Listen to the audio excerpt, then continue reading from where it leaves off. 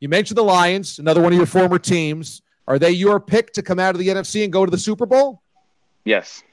Yes. I have big hopes and dreams for the Detroit Lions. And after covering them in the preseason, spending time with the staff, being in the facility, seeing how they work, the only team that's going to stop the Lions this year is going to be the Lions. And if they can stay healthy, they should have their way in the NFC, in my opinion. The way the schedule is set up for them, I think I spoke about this a few weeks ago. I believe they start the season off, 3 of the first 4 are at home. And then in the middle of the season gets a little, you're away a little bit. But then your last 4 of your 6 games are at home, and 3 of those are being against the Bears, the Packers, and Minnesota. So it's set up very, very nicely for them to kind of do their thing and convincingly do it.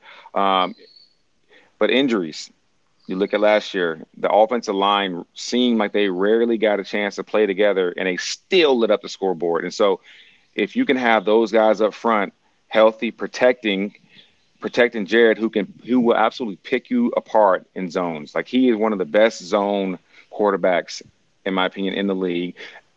On top of David Montgomery, Jahmyr Gibbs, who are both spectacular. Let those guys run it up and down the field, along with Ben Johnson's play calling. And it's just, I don't know what you're going to do to stop them. If Jameson becomes the player that we expect him to be and what we drafted him to be, he's going to stretch the field and open it up wide open for Laporta, for Amon-Ra, for Jahmyr Gibbs out the backfield. And like I said, the sky's the limit. And then another issue that the Lions had last year was defensive pressure. You had Hutch, of course, who did more than enough, but now you bring in G.J. Reader, which I don't know if we're going to see him tonight or not, Davenport. You have some young guys who have another year under their belt, Levi, who are healthier one more year. You addressed the cornerback position, which is a big question mark. I mean, that DB group looks completely different. You bring in Carlton Davis, who's a Super Bowl champion veteran guy. You got Arnold, the first rounder, who's bringing swag, attitude, physicality. And then you go in the second round and go get Rakestraw, who has had a tremendous preseason as well. Everything you struggled at last year, you addressed this year. And so there's no excuse. And so I expect the defense to be putting pressure on offenses and getting to them quickly. And if the front 4 can put pressure on the quarterback, the DBs don't have to cover for as long, and they can be a little bit more aggressive because they know my guys are going to get there.